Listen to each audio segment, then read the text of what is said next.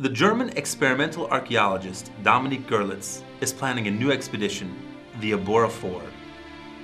His goal, to embark on another journey over the North Atlantic from America to Europe with a new and improved Abora.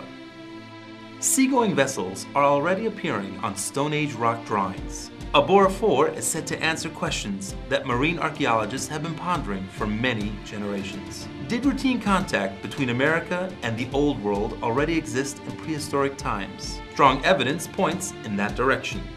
In 1947, when Thor Heyerdahl reached the Polynesian islands with the Kon-Tiki, he demonstrated that early cultural contacts with South America were indeed possible. But Thor Heyerdahl kept inquiring. Sumerians, Phoenicians, and Egyptians already knew papyrus boats similar to those that were used by the Indios on Lake Titicaca. Could there be a connection? In 1969, Thor Heyerdahl builds the reed boat Ra 1, guided by ancient models. Leaving from the west coast of Africa, he wants to cross the Atlantic and reach the American continent. But the construction doesn't withstand the elements, and Ra 1 has to be abandoned short of the Antilles. 1 year later, Thor Heyerdahl reaches Barbados with Ra 2. 60 years after the success of Kon-Tiki, Dominique Görlitz carries forward the legacy of Thor Heyerdahl with Abora. The expedition aims to demonstrate that transatlantic contacts have been more often than previously assumed. Early sailors needed movable vessels in order to cross the Atlantic. Only with highly developed sailing techniques and the aid of lee boards, the equivalent of a modern-day keel, could they have tacked against the wind. Dominique Görlitz found precursors of Abora in Stone Age ship depictions, with lee boards clearly visible. But how could the seafarers of ancient times navigate on their journeys? Were the constellations more than mythological representations? Were they rather concrete navigational aids, a mnemonic map in the sky? If one projects our familiar constellations on the Mediterranean, some perplexing similarities are revealed. It stands to reason that seafarers on the most important trade routes would have obtained their bearings in such fashion.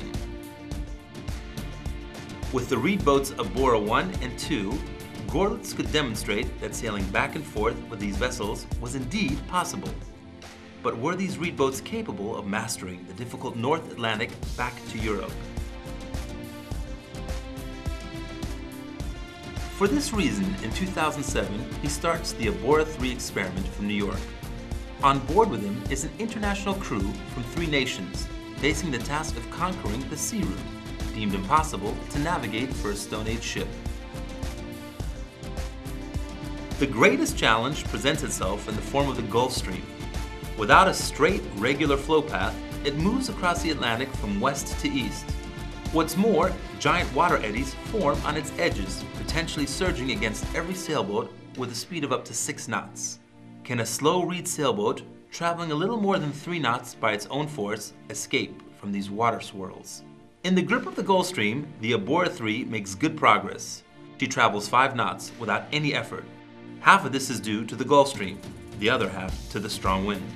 Unfortunately, weather conditions aren't favorable in the expedition year 2007.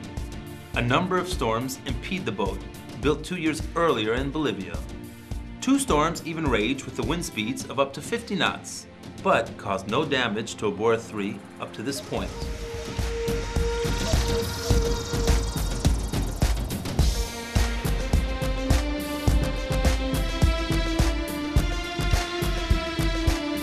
"800 miles ahead of the Azores, the reed boat even sails into a hurricane. It lasts for 3 days and puts enormous stress on the boat. Despite losing the stern and making subsequent makeshift repairs, the crew is able to travel another 220 nautical miles against the wind.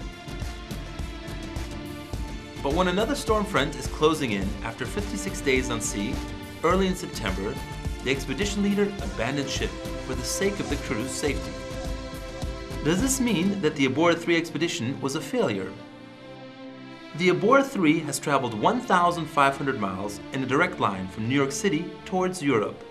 She was able to demonstrate that a Stone Age sailing ship could follow the Gulf Stream and even sail free from the powerful eddies, a feat disputed by all seafaring experts up to this point. That's why Dominique Görlitz is convinced he can master another Atlantic crossing with a new and improved ship, building on his experience. The son of the late Tor Heyerdahl, Tor Jr., has a very clear position on a new Abora 4 expedition. So I challenge you, just like my father. He missed with Ra 1, but succeeded with Ra 2. You almost made Abora 3 a success. With Abora 4, I guarantee you a success. Be a part of the scientific adventure and join our team in supporting a second attempt to cross the North Atlantic. Welcome aboard.